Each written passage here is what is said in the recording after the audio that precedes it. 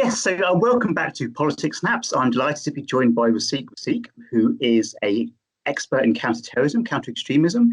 He has written for numerous publications, both in the UK and internationally, and he is an advisor to the Muslims Against Antisemitism pressure group. So, first of all, thank you very much for your time.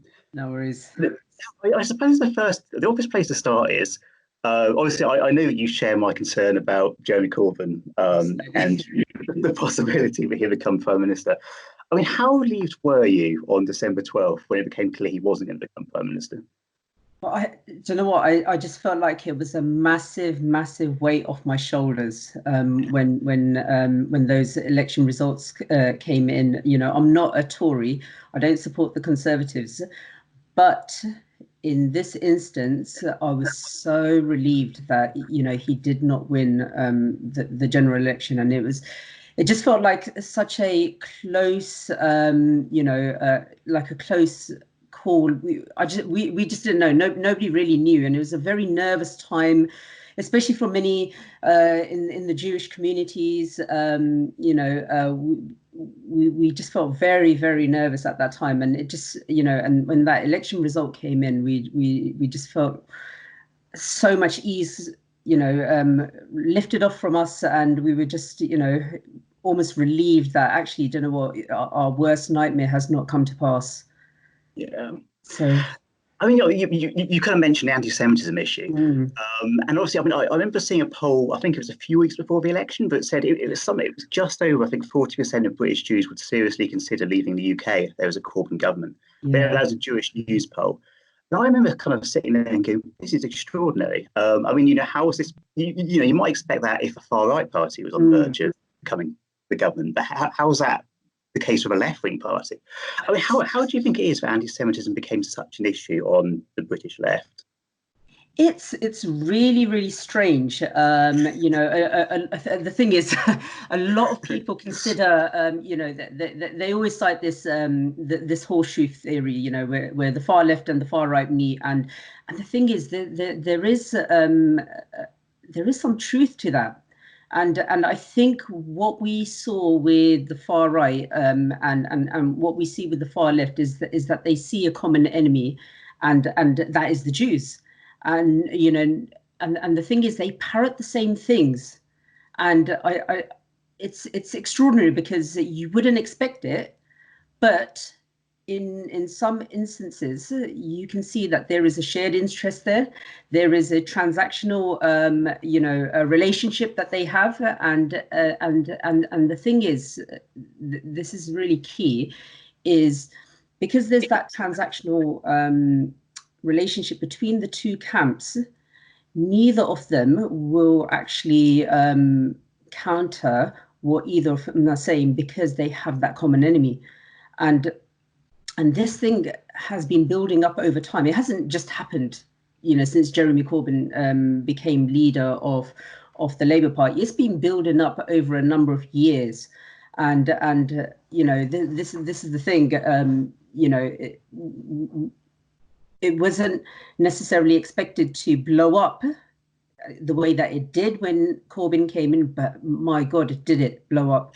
And we saw exactly the evil of the far left, the regressive left, the identitarian left, however you want to identify them, and that became so apparent, and it was just really scary to just see that. I was amazed by how mainstream it became, and it became normal, which was even worse.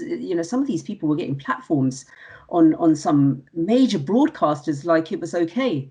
And the amount of people from the Jewish community, Jews, whether they were religious, identify themselves as Jews or not, Zionists, or however they want to identify themselves, they just couldn't believe what was actually happening to them in front of their eyes, and a lot of them felt so helpless, powerless, and they felt like no one was actually standing up for them because it became so mainstream.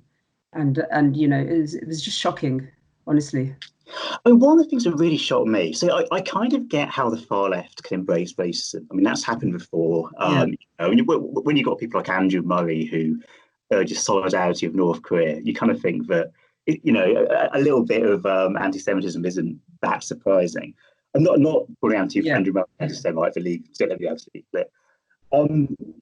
But what I never totally understood is why the centre left tolerated it. I mean, there are a whole kind of plethora of liberal comedians, liberal or soft left journalists, The Guardian, who came out and endorsed Corbyn's Labour Party. I mean, they may have, I'm sure they had many private reservations about him, but when push to shove, they were still prepared to put a man who most of the British Jewish community regarded as an anti-Semite into 10 Downing Street. I mean, why do you think the soft left was so kind of spineless on this issue? So I think there's a few motivations behind why they did support Corbyn.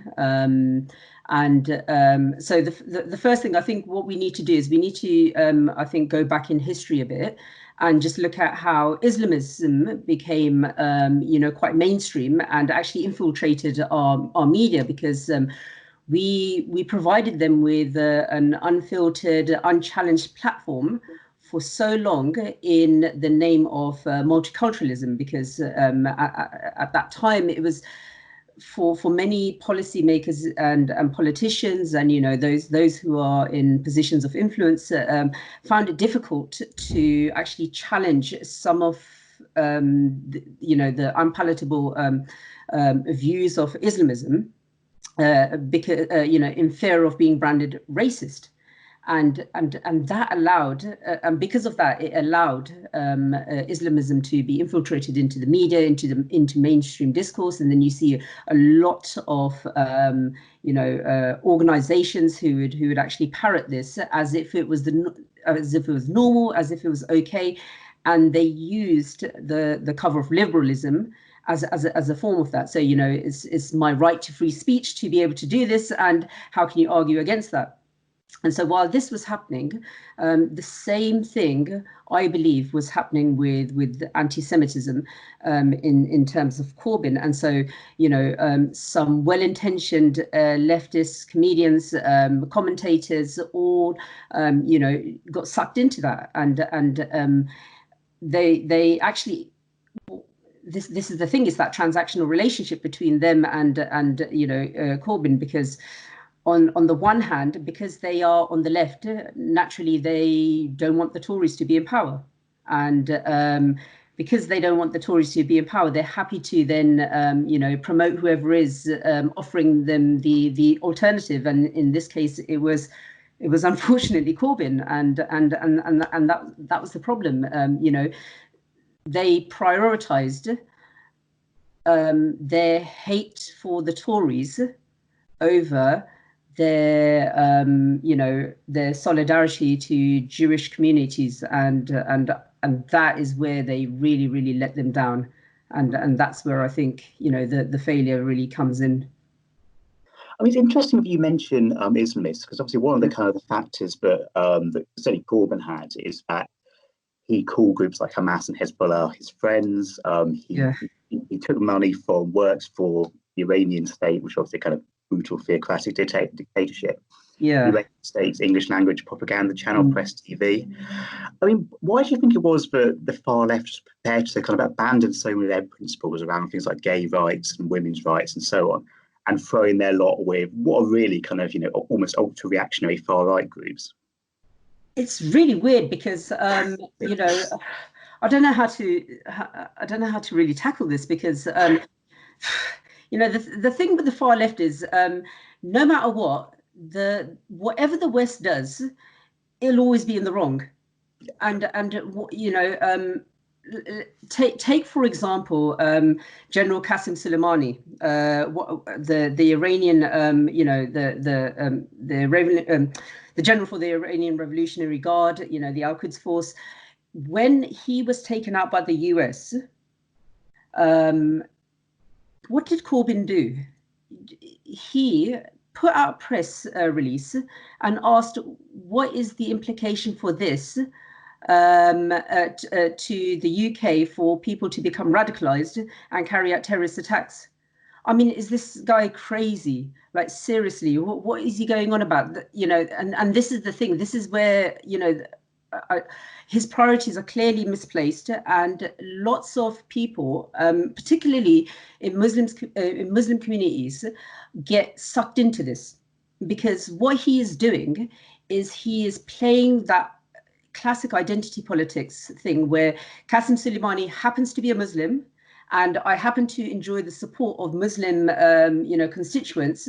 Therefore, I can use his identity to attract them, and, you know, and strike a blow against the West. I mean, this is crazy. We know that, you know, anyone who becomes radicalized doesn't become radicalized through a conveyor belt. You know, it's not from point A to point B. There are a number of factors and whatsoever. And the fact that he raises this in the way that he did just shows that actually he's not happy that someone who is responsible for killing, you know, countless of, you know, Syrians, you know, works closely with Bashar al-Assad and all everyone from that camp, but yet at the same time he's thinking about something else that's got nothing to do with anything. You know, no one's going to get radicalized because General, you know, Soleimani's being killed. I mean, what's this guy going on about? Seriously, it's just ridiculous, you know. And one thing I find very interesting about what you said is obviously there is a section of the Western left, or basically, as you say, the anti-Western regardless of the context. That sometimes puts them in common cause with Islamist groups. Yeah. But there are also times when it doesn't. So there are kind of interesting cases like Bosnia, where some of the people around Corbyn were apologists for Milosevic, who was obviously you know, ethnically cleansing Muslims at the time. Yeah. Because Milosevic was seen as anti-Western, was portrayed as anti-Western, and in that particular case, the Muslims became almost pro-Western. It was quite an odd. I mean, you can kind of, I guess, to the extent, make the same comparison with Syria. So some of the people that Corbyn has hung around with, some of the kind of university academics, that basically say that anyone in the Syrian opposition and all the white helmets, you know, which is obviously a rescue group, you know, they're all Al Qaeda, they're all ISIS. Which is kind of exactly the same thing you get from, you know, the far right. I mean, do you think, are the far left using Islamists as their useful idiots? Or perhaps the other way around as well? Are Islamists using the far left as their useful idiots? Are they both destroy each other? Yeah, absolutely. You know, there's that transactional relationship between the two. And, you know, they're both useful idiots. And I don't think anyone now is going to ever admit that, you know, Corbyn isn't an idiot. I mean, clearly, you know, the last general election, he lost dramatically, and, you know, it was embarrassing. But nonetheless, because of that transactional relationship, it's you know, it's that thing where, you know, it's the enemy of my enemy is my friend. And, you know, that wherever there is a shared interest, wherever there's some form of commonality, they will, you know, they will seek it out, they'll find it, and they will join forces in order to, you know, achieve whatever it is their desired outcome. Now, with the far left, I'm not entirely sure what this outcome is in regards to the West. We know that they have an anti-imperialism stance. We know that they hate the West. We know that they, you know, are quite happy to support in whatever, you know, fashion they can, in whatever capacity they can, you know, Islamists abroad. But what is their end game? And that's something that I think we need to examine, because at the moment we don't know yet. If I think because you mentioned at the beginning, you know, a lot of Jews said that they would leave at the if Corbyn won. Is that actually something that they wanted? And do you know what? Sometimes it seems like, do you know what? It is something that he wanted, or he allowed other people to want without challenging it.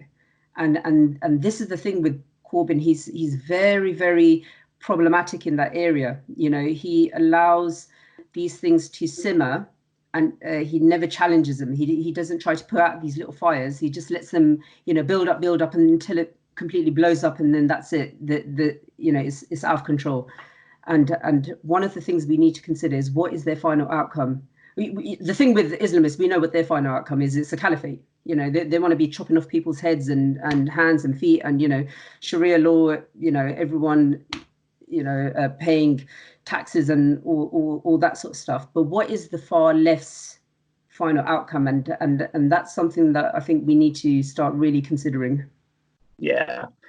I mean, one thing that shocked me, so obviously you mentioned Jeremy Corbyn. I mean, obviously he's always denied he's an anti-Semite, but there's always been the accusation.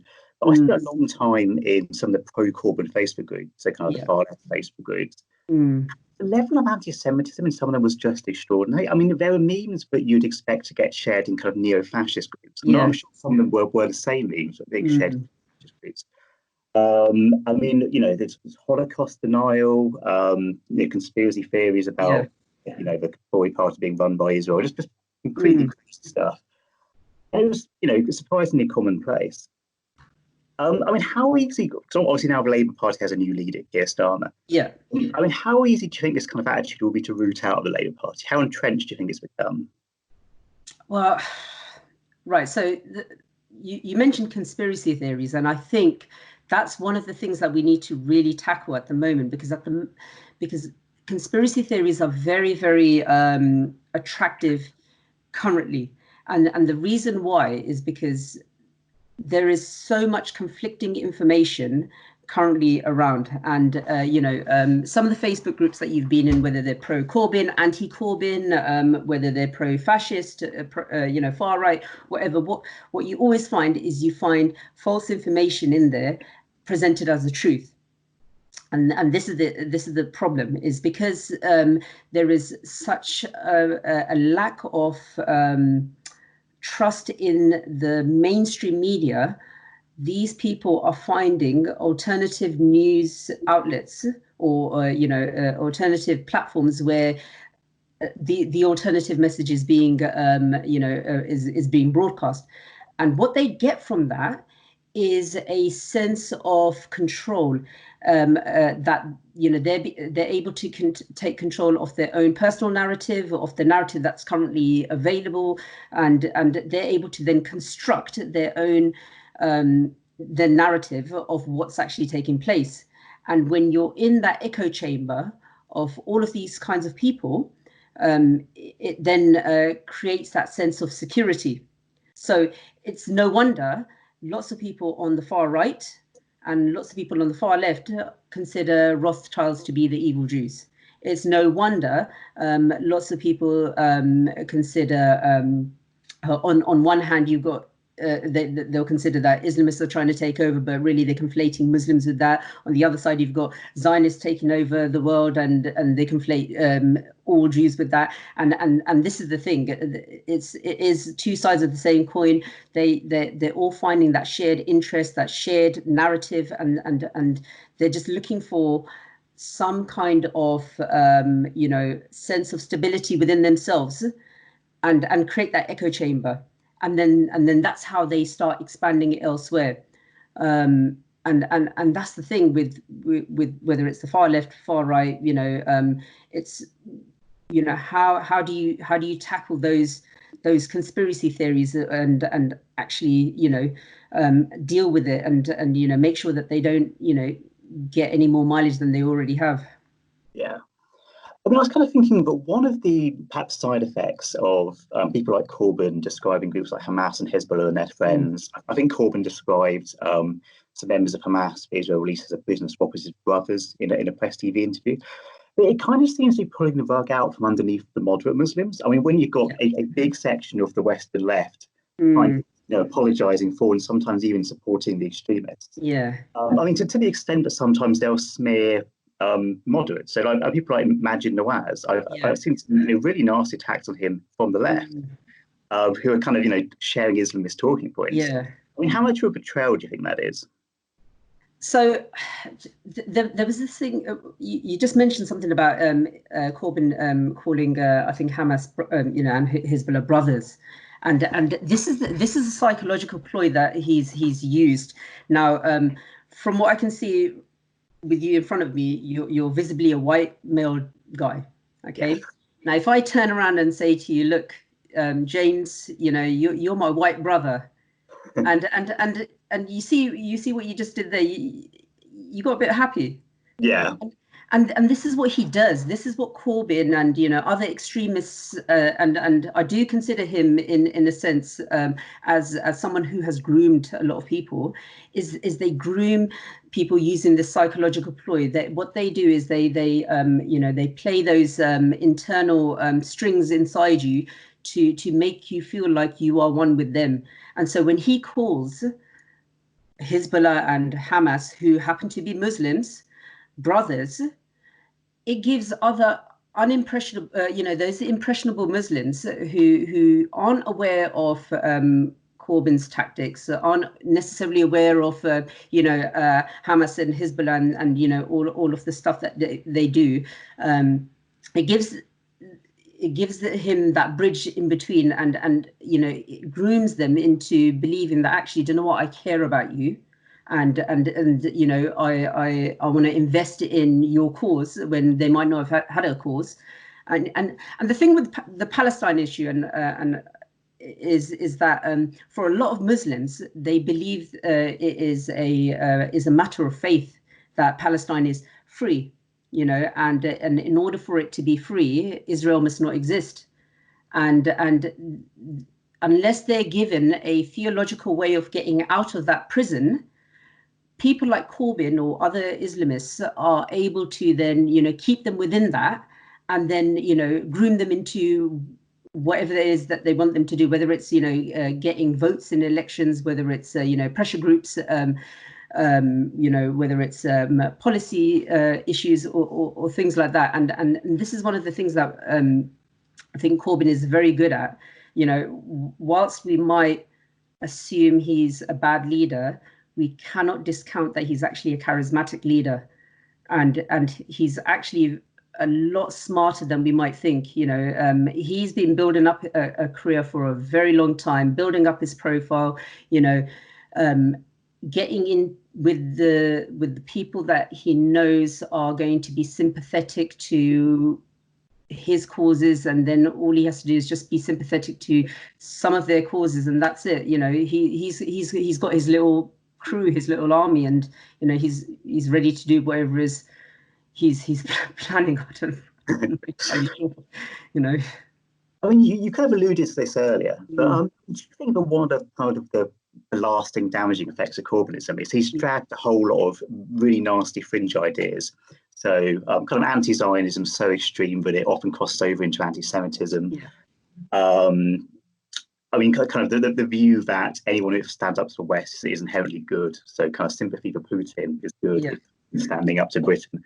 I mean, he's taken some of these ideas that were very much kind of fringe far left ideas, and he's taken them, or he took them pretty close to the mainstream of British politics. Yeah. I mean, do you think it's going to take a lot of time to undo that damage?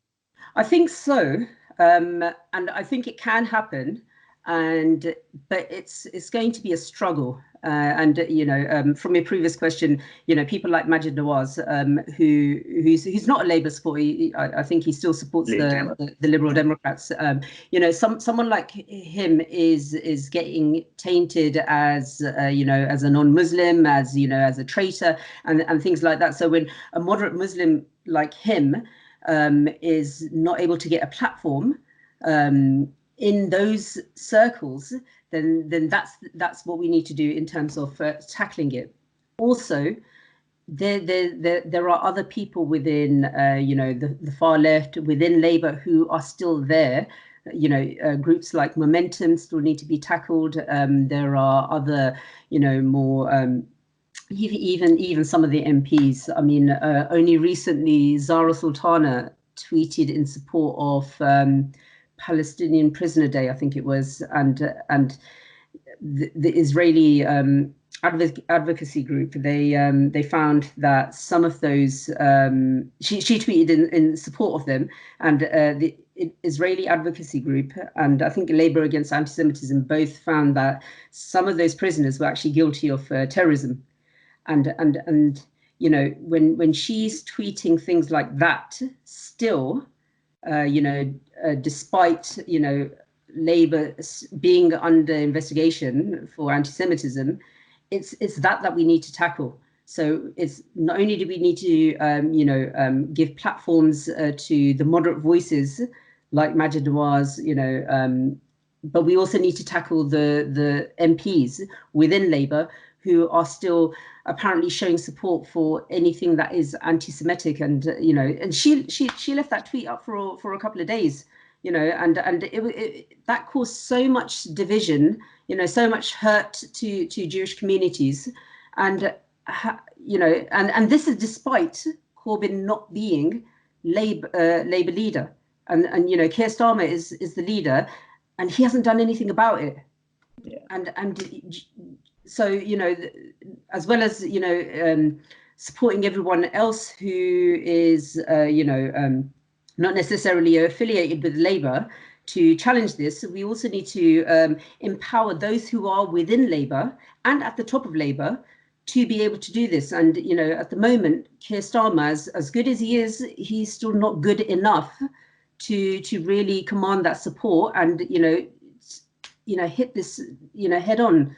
And I think that's what we need to do. We need to really deal with it. And it just seems like we're not dealing with it like we didn't deal with Islamism in the late 80s, 90s, when it started really being emboldened by everyone out of fear of racism.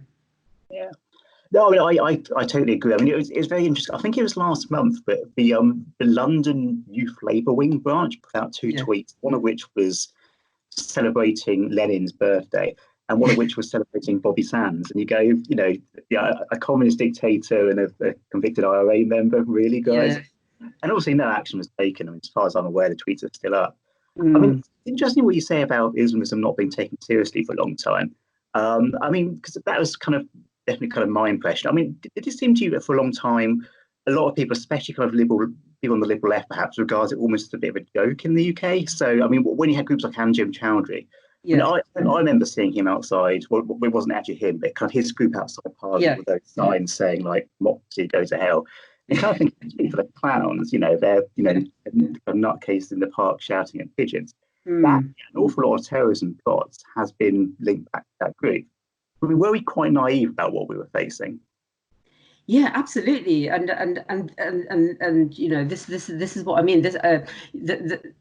It comes down to a failure of multiculturalism and a failure of liberalism, and I'm not. I actually favour multiculturalism in many aspects, and the same with liberalism, and this was the thing. We allowed these groups to do what they were doing because we were too scared to take them on. And it appears we learned the lessons from that, but it doesn't actually mean that we have learned the lessons, because if we are seeing that this is currently happening now, where you got tweets praising Lenin, you got tweets praising terrorists in Palestine and things like that. If we're not tackling it, then if we haven't learned the lessons, then clearly we're not tackling it, and that's the thing. Groups like Anjem Chowdhury, they were able to exploit. I say a loophole, but they were able to exploit liberalism in the sense that, it's my right to free speech. And if I'm not necessarily breaking the law, then it's okay. And this is the thing. And you've got to remember, Anjem Chowdhury, he was trained in law. So he was very media savvy. He knew how to skirt around certain issues and propagate certain opinions without necessarily breaking the law or getting caught out. And he was put on mainstream media. He was put on the big questions. He was put on a Newsnight. This is madness. If you look back at it, how was someone like that allowed to do this? And then when you've got MPs who are now, either it's through willful ignorance or they knew what they were doing, tweeting, some of these kinds of things, and we're not doing anything about it. We're just, repeating history, and we can expect the same outcome, in terms of, something could happen. I don't know what, but the fact that many Jews wanted to leave the country because Corbyn could, become leader just goes to show that, we haven't really learned much if we're not doing anything about it now. And although the law has tightened up on hate speech and everything like that, whilst the law has tightened up and, we've got better at creating law, extremists have got better at adapting to it.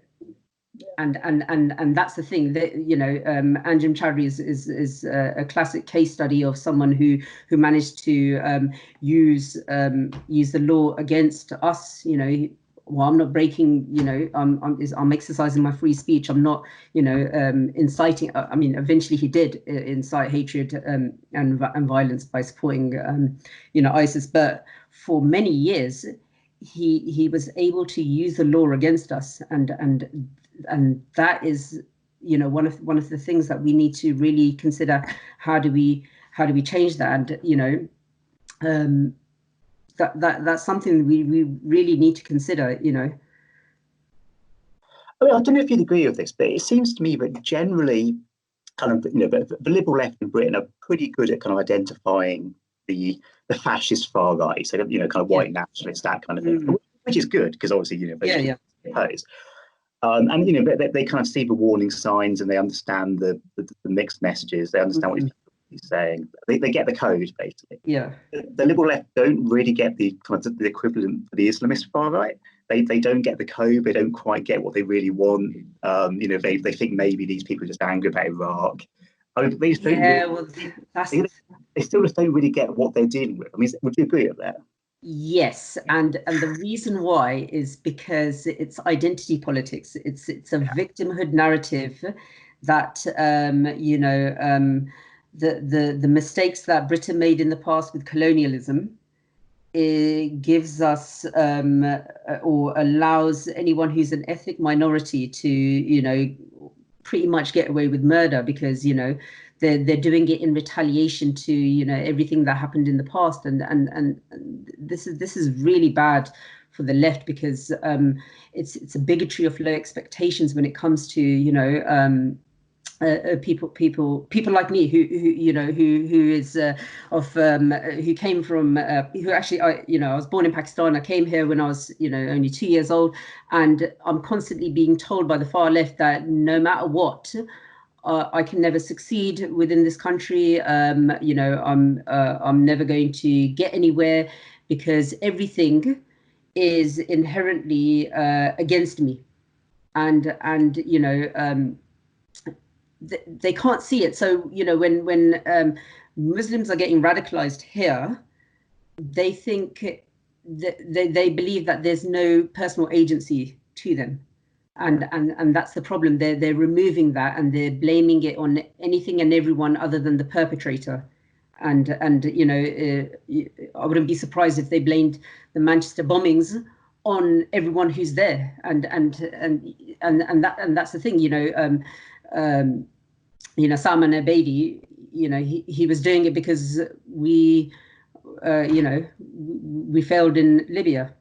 It's crazy, and this is the thing. This is the problem. They remove agency from perpetrators and place the blame on the victims, and they make the perpetrators into the victims. It's crazy, and this is the logic that we constantly see with those on the far left, is that we don't know what we're doing as ethnic minorities. We don't know what we're doing, and they are our white masters, ready to tell us how to live our lives, and they're going to do best for us, and it's the most patronizing thing ever. Well, I don't know if you remember. I think it was a couple of years ago. It was definitely during the Corbyn era, but the Labour Party put out a tweet. I can't remember the exact wording, but it was something along the lines of only the Labour Party can unlock the talent of Britain's ethnic minorities. Yeah, and you just go, my God, I mean, Priti Patel or Rishi Sunak did not need the Labour Party. So it wasn't just that it was ridiculous, it was that it kind of crossed into, as you said, a kind of bigotry of low expectations, but this assumption that people of certain ethnic groups, are almost obliged to support the Labour Party. Which seems to me I mean, say not as dangerous, but quite bigoted, to be honest. Of course it is, and I personally, I consider that very racist. And we need to look back in history on why the Labour Party do enjoy a lot of support from ethnic minorities. It's because when a lot of us were brought to this country to help rebuild it in the 50s and 60s and after that, a lot of us joined unions, and Labour are heavily invested in unions and so on and so forth, and it was and still is a natural party for many ethnic minorities. Now, that natural party does not necessarily mean it's going to be a given that we're all going to vote that way, but because they see ethnic minorities as one, with only one, as one group of people who only think in one particular way, then they expect us to vote for them. And the fact that they're talking about they will unlock the talent as if they've got some special power, and we can't do anything is absurd, and is really patronizing. It is very bigoted. You got look at Sajid Javid. He was the first Muslim heritage Pakistani chancellor. He Home Secretary Priti Patel, Rishi Sunak. Even the Tories had two female prime ministers. They're still winning on that front, and it seems like they're unlocking people a lot better than Labour are in terms of ethnic minorities in high cabinet positions. So they try to use identity politics, but for a lot of people, they're not going to be won over by it, because it's just ridiculous. But the problem is that there are going to be a lot of people who don't know Labour's game, and will actually just vote for them because they don't know what the alternative is, and they will assume that voting for the alternative is an act of betrayal. And that's something I think a lot of people need to reconsider their position when voting for any party. Is you don't have to be loyal to any party. If you don't like the Tories, don't vote for them. If you don't like Labour, just don't vote for them. You're not owed. They're not owed your vote. They're there to serve you. You're not there to serve them. And unlocking. They're not unlocking anyone. Well, Wasiq, it's been a real pleasure. Thank you so much for your time. No worries.